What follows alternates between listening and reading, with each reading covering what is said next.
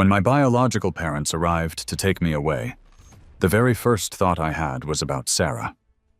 She had recently lost her memory, or so I believed. She'd completely forgotten everything and everyone in her life, except for me. I was actually making plans to take her with me when I moved, but then completely by chance, I overheard a phone conversation she was having. The amnesia? Yeah, I'm just faking it. I made the wrong people angry, and I don't want my real boyfriend getting caught up with me, she was saying. Alex doesn't matter. If he gets bullied, it's not going to break my heart. Hearing that instantly made me let out a long, quiet breath. That's good, I thought. Tomorrow, when I erase Alex's identity, she won't be sad about it. I had come home early that day, hoping to surprise Sarah. That's why I was standing outside her door when I heard her. Amnesia? Of course it's fake. Her voice drifted out, sounding arrogant and relaxed. Her bedroom door hadn't been fully closed. I annoyed someone recently, and they threatened to get revenge on me, saying they wouldn't spare my man either. Ben and I have been spending too much time together lately. Those guys are already watching him. I had no choice but to find a body double for him. Ben's full name is Ben Archer. He is Sarah's childhood sweetheart. On the other end of the line, her friend asked, "But will this plan actually work?" "It is working," Sarah replied. "Those guys truly think Alex is my boyfriend now." "You are being ruthless. Alex has been in love with you for so many years." "You don't understand," Sarah interrupted, her tone sharp. "Ben is so terrified he can barely sleep. It hurts me to see him like that, and that's the only reason I'm doing this. Otherwise, do you think I'd want to be separated from Ben? What about Alex? Don't you feel even a little bit guilty?" "He doesn't matter," Sarah answered right away. "He's not Ben. I truly don't care if he gets hurt." I stood there in the doorway, my mind blank. I felt a bit lost. I had no idea that Sarah and Ben were a couple.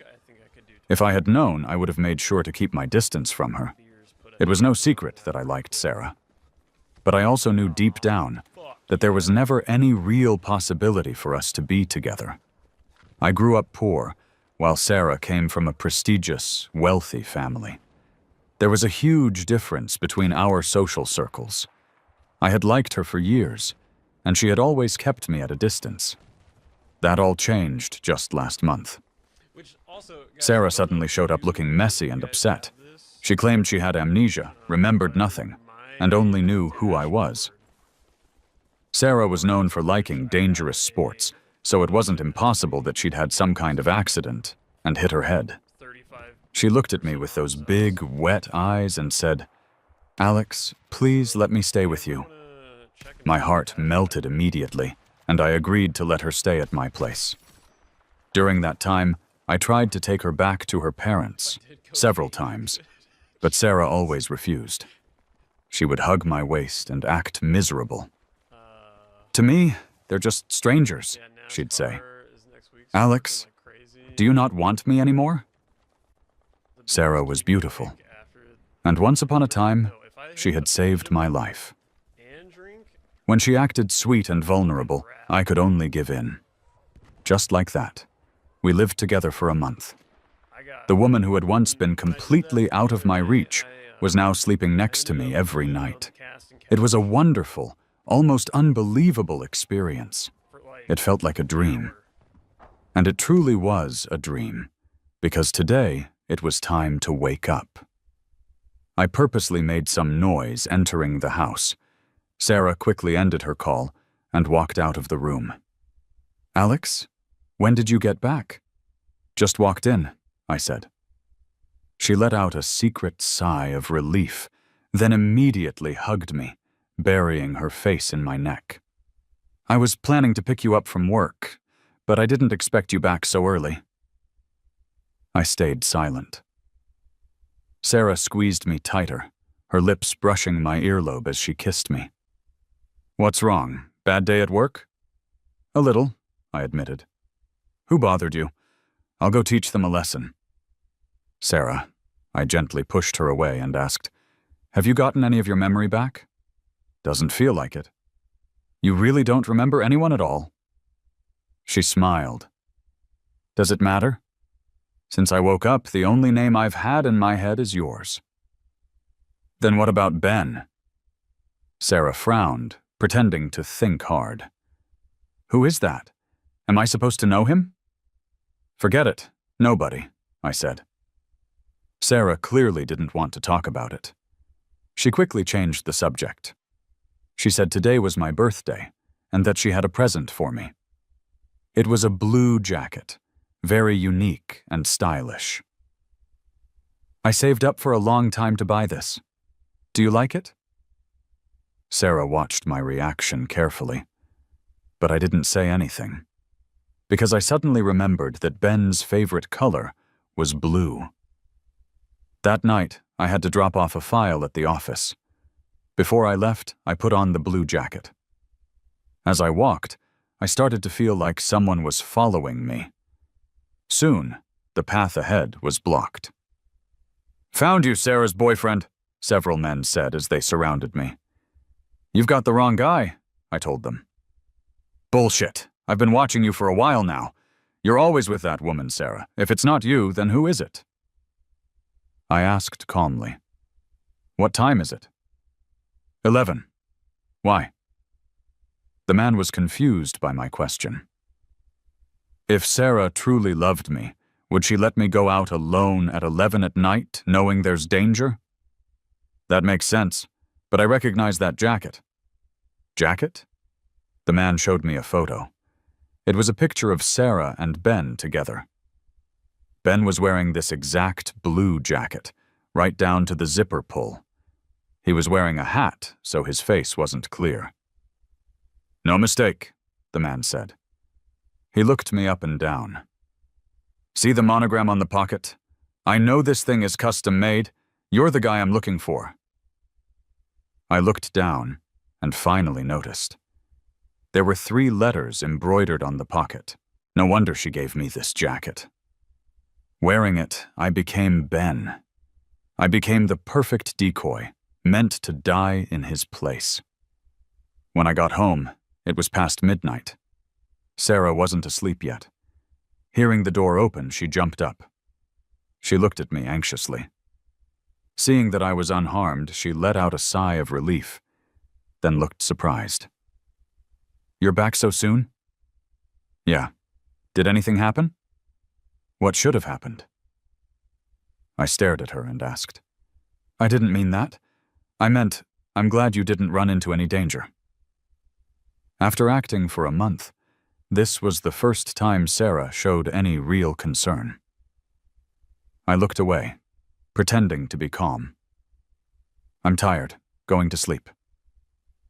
Thinking back to what had just happened, I was still a bit stunned. At the most critical moment, Jessica had shown up. She didn't even have to do anything. She just stood there, and the thugs ran away. The Jenkins family of New York, everyone in those circles knew who they were. Jessica handed me an ice cream. "Good thing your big sister was following you." I asked, "It's so late. Why were you in the neighborhood?" "You still haven't agreed to come home with me. I couldn't sleep, so I went for a walk. Didn't expect to run into you," Jessica said, looking at me with worry. "Did things like this happen often before? Is this how you lived all the years we were separated?" I shook my head. "No, don't worry."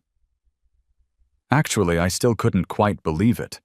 Jessica Jenkins was my biological sister. The Jenkins family had lost a baby boy years ago, and it turned out to be me. They had been searching for years. The day the DNA results came back, Jessica brought them. Mom and Dad canceled all their work and made a special trip to pick me up. I just hadn't agreed to go right away. New York, that city of power and wealth, felt too far away from the life I knew. Plus, if I left, what would happen to Sarah? The sound of the shower running pulled me back to the present. While Sarah was showering, I quickly checked her chat logs on her laptop. After her amnesia, Sarah had created a new, temporary account on her messaging app just to contact me. She claimed she had forgotten her original passwords, but on her laptop, her main account was logged in. The conversation pinned to the top was with Ben. "Sarah, is everything okay over there?" Ben asked. Sarah replied, "They're already watching the place. Don't come see me right now." Ben, sigh. "I just didn't want to see that client forcing you to drink so much. That's why I swore at him. I didn't think he'd take it this seriously." Sarah, "It's okay, babe. I know you did it for me." So that's how the trouble started. Ben's rich kid temper didn't just ruin Sarah's business deal. It put her in danger. Ben asked again, "You aren't sleeping in the same room as him over there, are you?" "No." Ben believed this answer right away. "Good. Even we haven't held hands yet. You can't be too intimate with him. Besides, you don't need to sacrifice too much. Since Alex loves you so much, just use him however you want." Ben didn't know his Sarah was lying. Not only was she sleeping in the same bed as me, but she also had plenty of energy, clinging to me every single night. Finally, Ben asked, "When do you plan to come back?" "Soon. If the Jenkins family agrees to help, I can come back immediately." "When you come back, how will you explain it to Alex?" "I'll just say my memory returned, and he's not the one I love." I didn't read any further. The shower was still running. I quietly closed the bedroom door and called Jessica. "I've made up my mind. I'll come home with you. But I have one request. Can you completely erase my current identity?" 3 days later, in the afternoon, dragging a suitcase, I told Sarah I was leaving for a business trip. Sarah looked unhappy to see me go. When she noticed I was wearing the blue jacket, her face froze. You're going to wear that?" "Yeah. Didn't you save up to give this to me? Of course I'm wearing it." She quickly grabbed another coat. "Wear this one instead." "Why? Is there something wrong with the jacket you gave me?" Sarah's eyes flickered away. "It's not very thick. I'm afraid you'll be cold." "It's almost summer. I won't be cold," I said. I looked into Sarah's eyes and asked one last time, "Is there anything you want to tell me?" She was silent for a long moment, then shook her head. "Nothing. As long as you like it." I smiled, letting it go. That was her answer. "I'm leaving then. Goodbye." The door clicked shut softly, like a final farewell. The Alex who loved Sarah was gone. Only when a person dies can their identity be legally erased. But for the powerful Jenkins family, that was a simple task. I changed my phone number, changed everything about my life. I walked toward a completely brand new future. By the second day, Sarah realized something was wrong. Her messages were never replied to. Her calls went unanswered. Alex was missing. At first, Sarah told herself, "It's fine. Maybe he's just really busy. He wasn't someone worth distracting herself over." But she started having trouble sleeping. Alex's pillow was still right there, and the air smelled like him. She felt awful, whispering Alex's name into the empty room. Even then, she thought it was just a physical habit she needed to stop. On the third day, still no news. Sarah ran to Alex's company, only to be told Alex had resigned. Sarah felt like she'd been hit in the head. Walking unsteadily, she went to the police station. "Alex? Yes, he's my boyfriend, but I've lost contact with him. I think he's in danger." "Are you sure?" the clerk asked. "There's no such person in the system. Check again. There can't be a mistake." After typing on the keyboard for a moment, the clerk suddenly looked up. "He's dead. Just yesterday. His records were officially expunged." Buzz. Sarah's world went silent. In a flash, 6 months passed. The main lady of the Jenkins family in New York was hosting a birthday party. Everyone who was important in the city was there. 55-year-old Mrs. Jenkins, dressed elegantly, told everyone she met, "Isn't this gown beautiful?" My son picked it out for me. Everyone knew that 6 months ago, the Jenkins family had found their youngest son, who had been lost for years. They spoiled him terribly. Chairman Jenkins simply retired early, dumping all the business work on his daughter so he could focus on one thing: traveling the world with his son. His daughter, Jessica, was upset about this, mostly because she wanted to spend time with her little brother, too. Today's banquet was supposedly for Mrs. Jenkins' birthday, but it was really to introduce the son to high society. Mrs. Jenkins was glowing, her previous sadness completely gone. She even looked years younger. This made everyone even more curious. "Hey, have you seen the Jenkins son? Even the paparazzi haven't managed to snap a photo of him." "How could I have seen him? Then why are you dressed so sexily?" "Aren't you the same? Every single woman here is dressed to impress. Everyone wants to catch the eye of the Jenkins heir, but I heard he already has a fiancée arranged for him." I walked quietly past the gathering. Everyone was busy gossiping. No one noticed me slipping into the Jenkins family's private lounge. I was bringing Jessica a different dress. Just a moment ago, a male guest had accidentally spilled a glass of wine, staining her suit. Jessica had said, "Brandon, go out in a bit and smooth things over with that guest. He seemed genuinely sorry. We're the hosts. No need to be harsh over a small accident." I agreed. Leaving the lounge, I went to find the guest who spilled the wine. Sure enough, there was a guy looking annoyed. A woman with him was trying to comfort him. Their shapes looked familiar. Before I could react, the woman turned around. "Alex!" Sarah shot up, looking at me in disbelief. It was Sarah and Ben. I hadn't expected to run into them here. It seemed they had settled the issue with the client Ben had offended. I calmed down quickly. Honestly, over the last 6 months, I had almost forgotten about Sarah. My parents doted on me.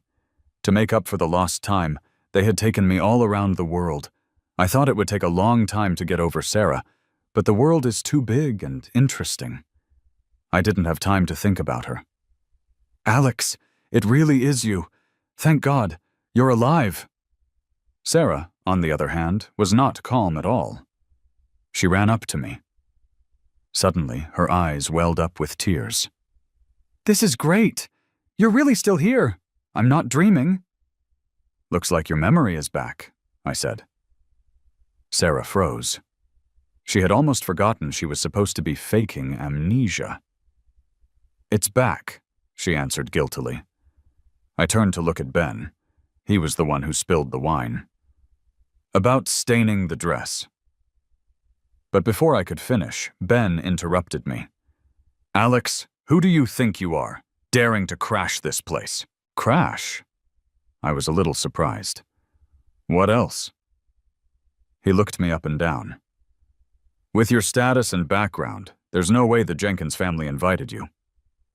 After saying that, he arrogantly held out his hand.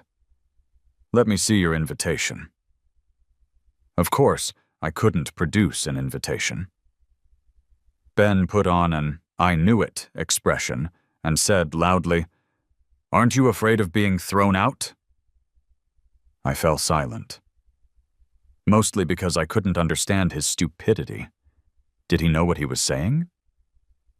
Ben linked his arm through Sarah's. "I told you, right? He definitely faked his death just to make you pity him. Look, he couldn't hold back anymore. He even followed us here." Sarah ignored him, just staring at me in a daze. Ben had to turn his attention back to me. "Alex, do you know where you are? Everyone here is a business tycoon. How did you sneak in?" I said coldly. I walked in on my 2 feet. "You've got some nerve." Ben was even more convinced of his guess. "I advise you to leave immediately, or don't blame me for calling security to remove you." "Go ahead. I said. I was holding back only because of Jessica's instructions. Guests are guests. As hosts, we have to be gracious, even if the guest is brain damaged. I couldn't be bothered to waste any more words on them, and turned to leave. Rachel blocked my path. Alex, where are you going? Come back with me later. I shook off her hand. I'm not Alex anymore. Then who are you? I'm the youngest son of the Jenkins family, Brandon Jenkins. At that, Ben burst out laughing. You! You don't even plan your lies first. Alex, oh Alex, 6 months no see, and you've become so arrogant. He wouldn't believe me no matter what. Forget it. I was too tired to explain, so I turned and walked away. A while later, the party began. Everyone gathered in the main hall. Mrs. Jenkins was about to go on stage to give a speech. Ben suddenly raised his hand high. Wait a minute, I'm reporting someone. There's an intruder here who wasn't invited. The crowd went into an uproar. Who? Who has the guts? Ben pointed at me. Him! Everyone's eyes immediately focused on me. The expressions on the Jenkins family members were priceless. Do you have any proof? Ben said firmly. Because I know him. His name is Alex, my college classmate. His parents died when he was young. His relatives ignored him. He couldn't even afford food and relied on financial aid for college. How could someone like that appear at this banquet? He wasn't wrong. After I was kidnapped, the couple who bought me seemed to suffer bad luck and died in a car crash not long after. None of their relatives wanted a burden like me. I grew up eating scraps from neighbors. Sometimes, when there were no scraps, I had to dig through trash cans. But that watch on his wrist is worth a fortune, someone with sharp eyes pointed out. That's the point, Ben shouted indignantly. I just saw him coming out of the private lounge. He stole that watch. Whispers erupted, everywhere. People started checking their own expensive belongings. Ben added helpfully, Don't worry, everyone. I've already called the police. Enough! Jessica finally couldn't take it anymore and shouted in anger. The thief you're talking about is my biological brother. Ben froze instantly, but Jessica's rage hadn't calmed down. I bought him that watch. Is there a problem with him wearing it? He is a Jenkins. He can enter and exit any lounge he pleases. Do I need to explain that? No. Impossible. Ben's face turned pale as he looked toward today's birthday girl, Mrs. Jenkins. Mrs. Jenkins, her eyes red, asked me, Is what he said true? You couldn't even get enough to eat before? My poor son. It's all Mom's fault for not finding you sooner. Dad walked out at this moment, too. Perfect timing. Let me introduce everyone. This is my son, Brandon Jenkins. Please look after him in the future. Ben looked like he'd been hit by lightning. Equally shocked was Sarah. I don't care what your reason is for slandering my brother, but this venue does not welcome you. Please leave. Jessica's face was furious. Ben panicked. I'm sorry, it's a misunderstanding. I'll call the police and tell them not to come. Don't, I said. The police are actually needed. I pointed to the security camera and spoke. You slandered me in public with solid evidence. I'm pressing charges too. Ben slumped to the floor. Jessica found him too annoying to look at. She had security throw him out to wait for the police outside. Ben could only turn to Sarah for help. Help me! You have a partnership with the Jenkins family. Put in a good word for me.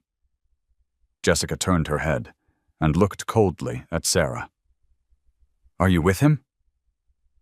Sarah snapped out of her daze and took a step to the side. No, I don't know him. After such a huge public scene, everything was resolved smoothly. The birthday party concluded in a lively atmosphere. That night, back at home, Mom kept crying about me. My sweet son, you really suffered. Why didn't you tell Mom earlier? I smiled. It's all in the past. I didn't want to see you sad. Mom wailed and cried even harder. It took forever to calm her down. I went to find my sister, Jessica. Jessica is 5 years older than me. When I was lost at 3, my memory of her wasn't very clear. Plus, she was always busy with work, and we didn't see each other often. So even now, she was the person I was least familiar with in this house. I couldn't even bring myself to call her sis easily. I poked my head in. "Are you busy?" Jessica put down the file in her hand. "Brandon, come in." Outsiders said this heir to the Jenkins empire was a natural for this world, cold-hearted, with tough methods, even tougher than Dad was back in the day. But when she spoke to me, she was always gentle. "What do you need, Brandon? Is our family partnering with Sarah?" "To be exact, we're still talking," she said. "That woman, Sarah, has some talent. She's considered a rising star in the startup world recently. I'm thinking about investing in her." "Is there no other choice?" I asked carefully. "You mean you don't want me to invest in her?" I waved my hands quickly. "That's not what I mean. You manage the company, so you have to think about profit. I won't interfere with your decisions." Jessica took off her glasses and looked at me seriously. "But Brandon, we're family. Family should protect each other." She was right. Growing up, I was used to giving in, just to survive. I didn't dare express my thoughts for fear of being disliked and losing my next meal. But now, I had a home. I gathered my courage and said, "Sis, don't invest in her." Jessica paused. "What did you call me?" "Sis." "Okay." Her hands trembled slightly with happiness. "If Brandon says no investment, then absolutely no investment." Stopping Jessica from investing in Sarah wasn't just a personal matter. It was because I felt Sarah was unreliable, especially after today. I asked around later. After I erased my identity, Sarah took a huge hit. She was mentally absent for a while. She broke up with Ben and was depressed, but Ben stayed by her side. Ben hated me, which I actually understood. But Sarah, completely ignoring their history, pretended not to know him the moment he was in trouble. Someone that cold and disloyal isn't a suitable business partner. I told Jessica everything. She thought for a moment. "Based on what you said, Sarah really isn't trustworthy." She paused, then changed the subject.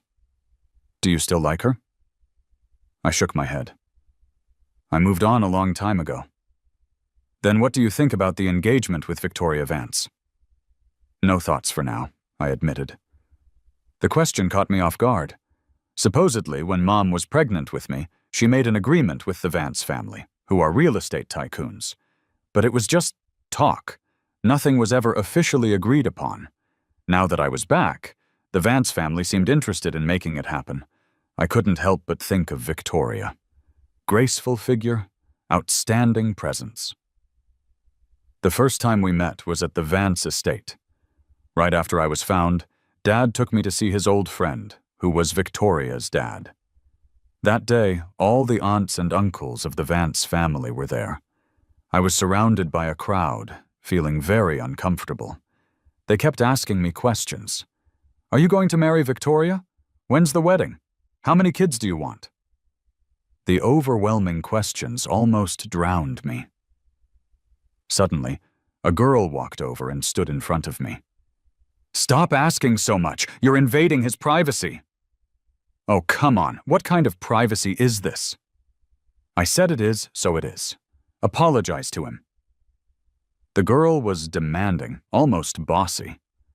Later, I learned she was Victoria Vance. However, the perfect impression from that first meeting was quickly broken by the lady herself. My parents were thoughtful. Considering I was in my 20s, they bought me a new apartment so I could have some privacy.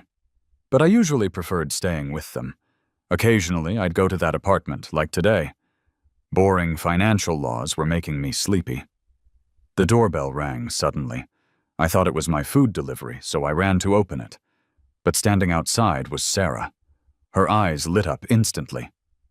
"It really is here? I found the right place. What do you want?" "Alex, since you are not dead, our relationship can definitely continue, right?" "Relationship? What relationship?" I smiled sarcastically. "You mean the relationship where you faked amnesia to use me?" Sarah's smile froze. When did you find out?" "A long time ago. I can explain. That plan was Ben's idea. I refused at first, but he wouldn't stop nagging, so I pretended to have amnesia to find you. I've actually regretted it the whole time." "Then go be regretful. Goodbye." I was about to close the door, but Sarah reached out to block it. The doorframe pinched her hand. She winced in pain, but refused to pull it back. She looked up at me and said, "Alex, please forgive me, for the sake of me saving your life once." I fell silent. That incident was my weakness. Sarah thought she had found a way to get through to me. She was about to walk into the room as if it were normal. Suddenly, a clear female voice came from inside. "Who is it?" Immediately after, a woman wrapped in a bathrobe walked out.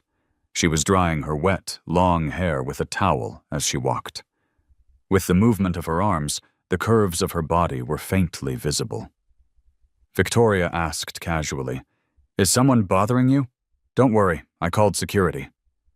Sarah turned pale, quickly made up an excuse, and ran away.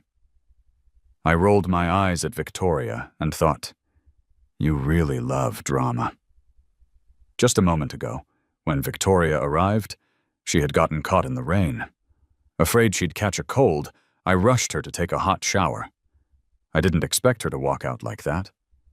After Sarah left, I accused her, "Is there something wrong with you?" "Oh, I threw my clothes in the dryer. Wanted to borrow something from you." "I only have men's clothes here. Will you wear them?" "Sure." Victoria smiled, a bit of lazy mischief in her expression. "But you have to keep it a secret. It's my first time wearing men's clothes." I rolled my eyes at her. "You doing this makes people misunderstand me." "So what?" She sat on the sofa, her posture relaxed.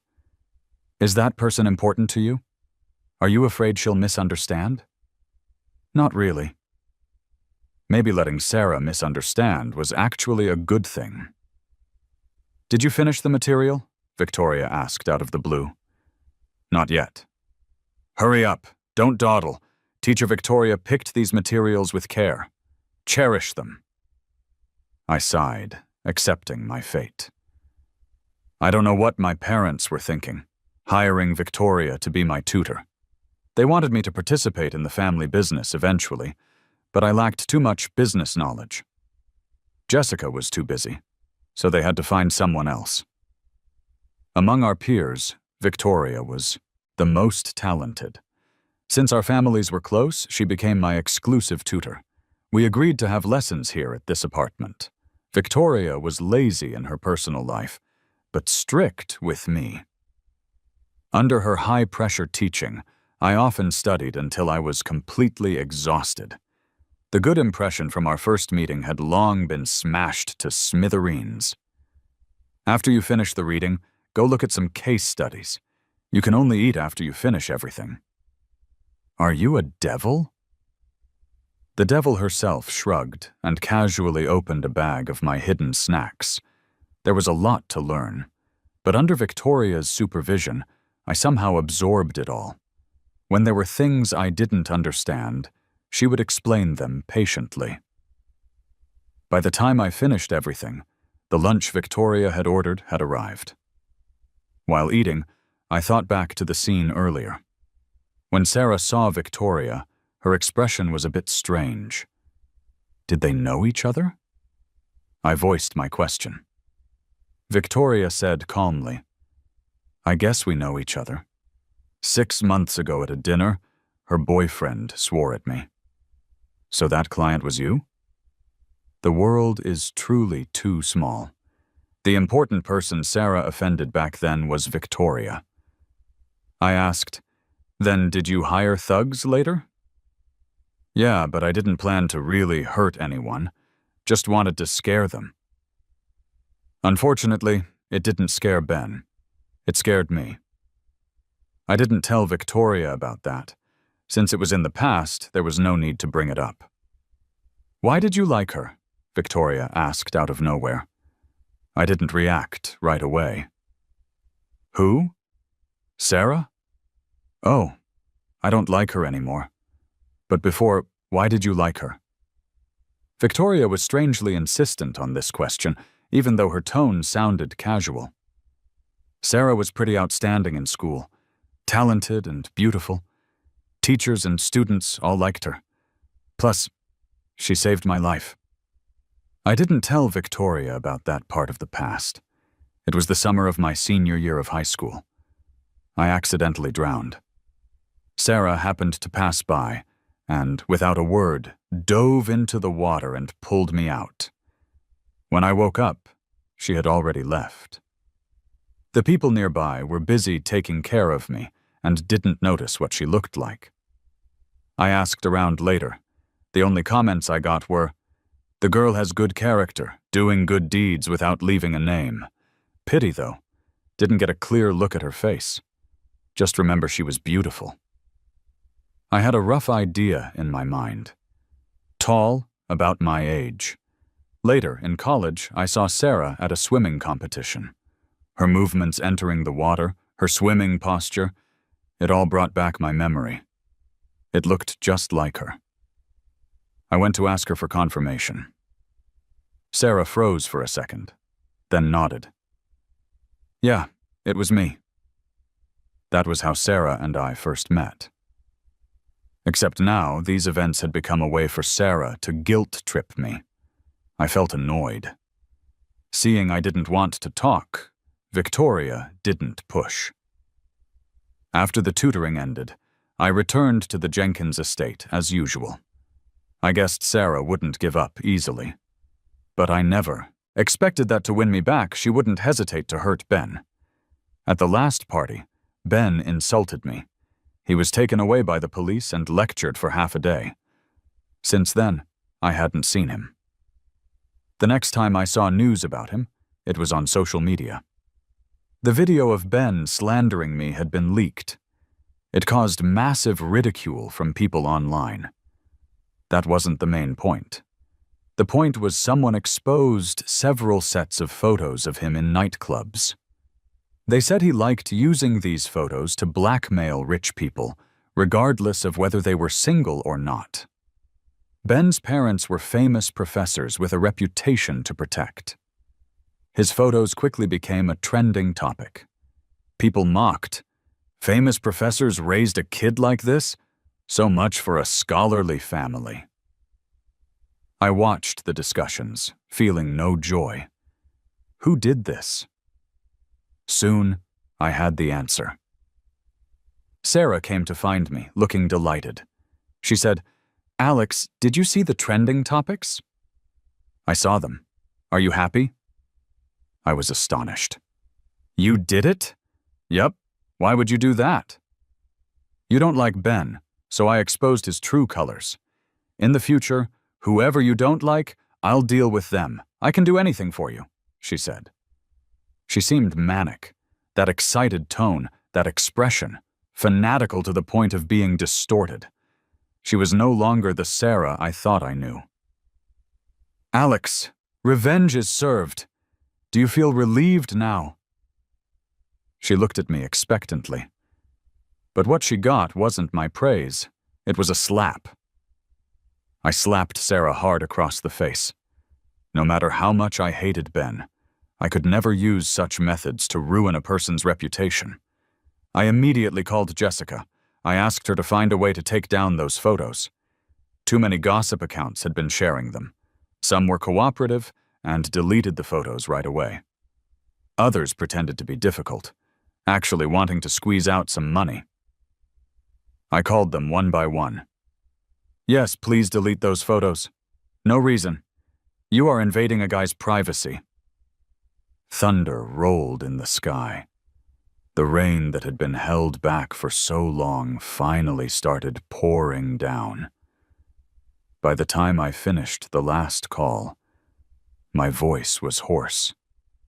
Suddenly, I noticed a gaze watching me from the side. It was Ben. He wasn't holding an umbrella. He was just standing in the rain. His eyes looked at me, lost and helpless. I looked down and saw the navigation interface on his phone, the Cross River Bridge, also known as a famous suicide spot. The photos will be taken down soon, but I can't control private sharing. Just endure it for now, I said somewhat coldly. As for the bridge, no need to go. You... Ben's lips trembled as he asked, "Don't you hate me?" "I do. I hate you very much." "Then why?" "Don't misunderstand. I hate you, but I also hate using such dirty tactics to ruin someone's reputation. Even if the person trending today wasn't you, I would have stepped in." "Why?" Ben asked. After a moment of silence, I said, "Because I went through the same thing. Do you believe me?" It was that summer of senior year. I got into a decent college. But because I had always been poor, a few guys at school loved to bully me. Seeing me get into a good college, they were ridiculously jealous. So they faked inappropriate chat logs of mine and spread them everywhere. During that time, I didn't even dare to go out. Whenever I went out, the looks people gave me were enough to kill. The financial aid I applied for was delayed because of this. Without financial aid, I couldn't afford college anyway, so getting in was useless. In the end, I walked to the reservoir in a daze, and jumped when I said this. Ben suddenly looked up. He knew the rest without me saying it. Neither of us spoke. Just now, to avoid the rain, we had ducked into a coffee shop. This shop was one of Jessica's properties. The staff knew me and quickly brought hot water and towels for Ben. At this moment, the steam from the hot water blurred his vision.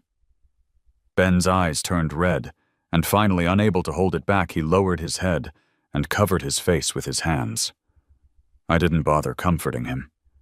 Let him be sad if he wants. Once Ben calmed down, he spoke in a hoarse voice. "But I'm different from you. My photos aren't fakes. Clubbing, getting close to rich people, it's all true. Those are your private matters. I won't judge. Brandon, let me tell you a secret," Ben said with a self-deprecating smile. "I actually don't like Sarah as much as you think. I'm vain and greedy. Compared to women, I prefer power and money. As soon as a woman better than Sarah appears, I could discard her. So that time I offended the client, I did it on purpose." I looked at him in surprise. "You wanted to attract Victoria's attention?" "Yes, but I failed. At your mother's birthday party, I purposely knocked over the wine glass to get your sister's attention, too." I couldn't help but make fun of him. "Did you watch too many teen dramas?" "You're right to mock me. I know how stupid I am now." Ben lowered his head. Even the hot water couldn't bring color back to his face. "I know Sarah is a selfish person at her core. I dated her while looking for a better option. I just stayed with her all these years because I couldn't find anyone else. As for going against you, it was only because you made my backup plan, Sarah, unstable." So that was it. But Ben changed the subject. "I only sent those photos to Sarah. Your sister, Victoria? I never sent them to them. They wouldn't even look at me. How would I have the chance to send photos to get close?" Meaning these photos could only have been leaked by Sarah. "Yeah, I had an idea. Have you thought about suing her?" Before answering my question, Ben said he had a secret to tell me. He showed me a photo. It was of him and Sarah together. The photo didn't look special until I noticed the date stamp in the bottom right corner. August 2nd, 2020. My eyes widened instantly. That's right. This photo was taken on the day you drowned. Ben rubbed the rim of his cup and spoke slowly. Sarah and I, our two families, were traveling together in City C. You mean the person who saved me wasn't her at all? She lied? Of course. I'm guilty too. I was an accomplice to that lie. Ben told me that Sarah was obsessed with competing for the State Scholar Award at the time. The day I went to confirm her identity, teachers from the Provincial Education Department happened to be there. Oblivious, I asked her, "Last summer, did you go to the reservoir and save me?" Sarah froze for a second. She knew the opportunity was right in front of her, so she nodded. Yeah, it was me. The teachers immediately gathered around. Impressive, Sarah. Acts of bravery deserve recognition. I knew it had to be Sarah. Excellent character and academics. With her grades being similar to others, Sarah got extra points for this good deed. She successfully won the honor that year. To maintain the lie, Sarah roped Ben in to cover for her. Until today, Ben decided to tell me the truth. I'm sorry. If I had said something sooner. Stop. Don't waste your energy apologizing, I interrupted him. I won't forgive you, but I won't hate you either.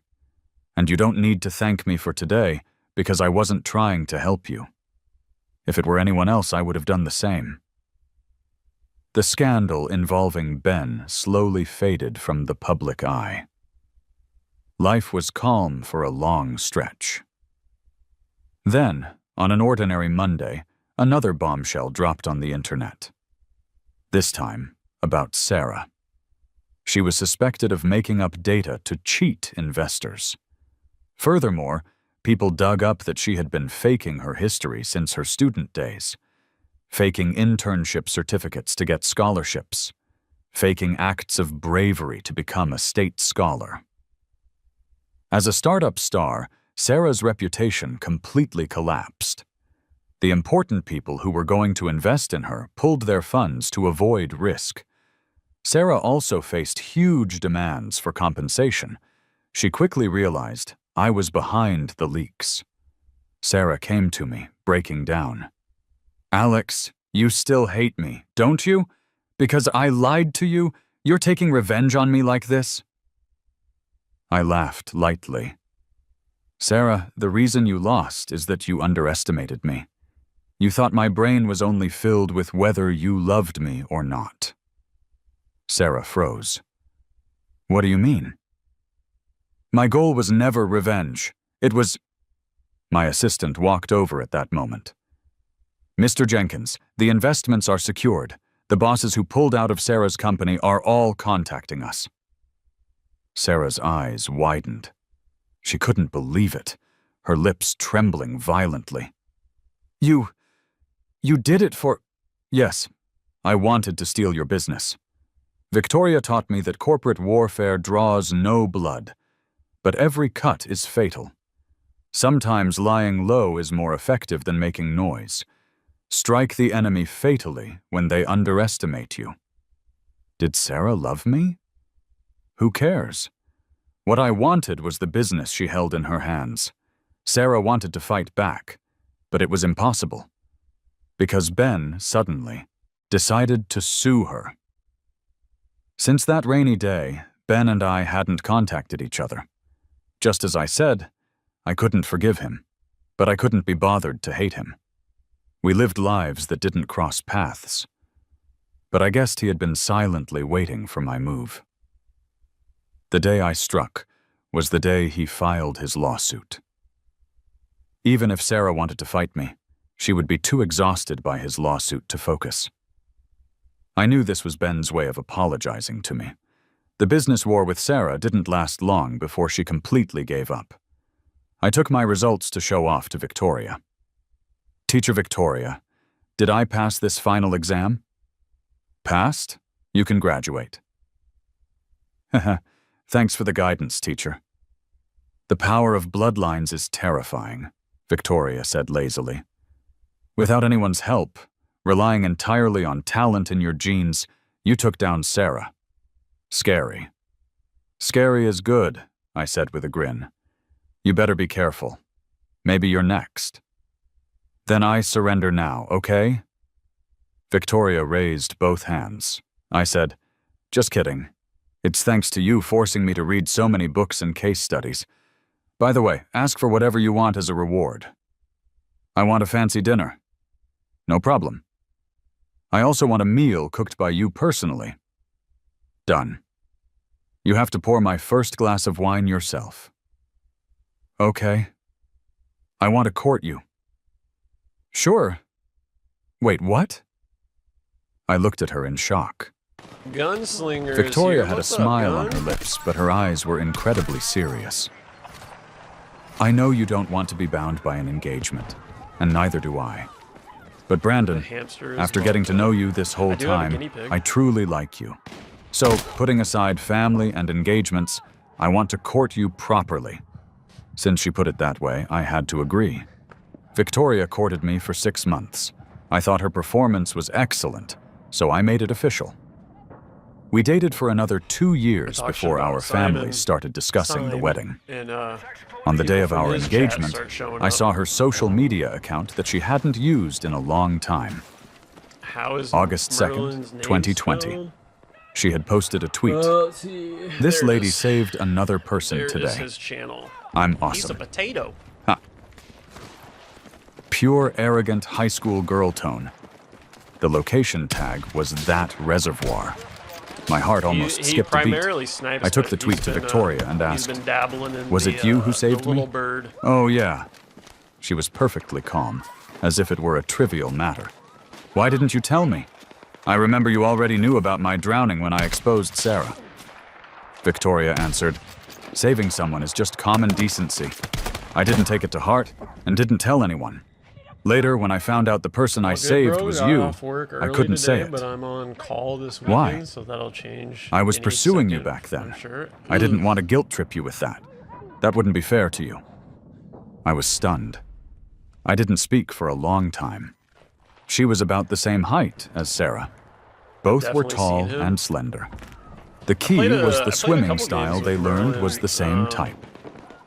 That's why when I first saw Sarah, I mistook her. So that person had been by my side all along. Victoria pulled me into her arms, nuzzling me affectionately. Brandon, promise me one thing. What? Don't be grateful to me. I only want you to love me. Purely love me. She kissed my earlobe lightly, then my cheek, then my lips. Her hot breath landed on my skin. I couldn't help but remember my dark, hopeless 18-year-old self. That figure diving into the water, bringing me the hope of survival. Staying alive really does bring good things. At the work site, and in the end, I never said thank you. Perry in the hot dog costume. Under the moonlight, I leaned close to Victoria's ear.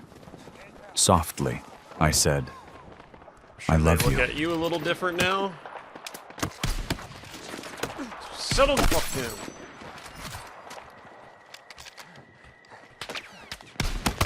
Be advised, Alpha's under attack.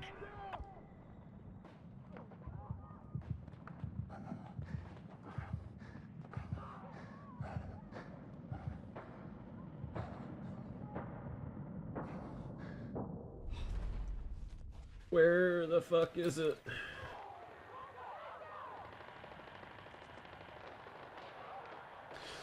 Shouting out Possessed again. I can speak. It's his birthday this weekend. He's going to be doing a birthday stream. So make sure you guys all give him a follow and drop in for the birthday stream and hype the man up.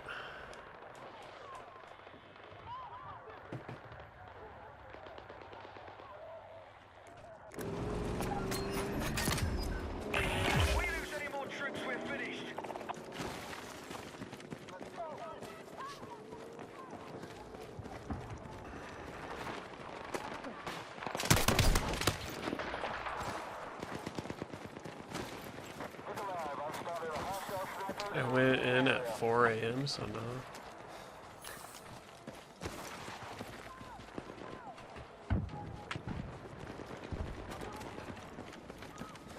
Don't know if I'm gonna dust off Battlefront or just chill and drift in Forza.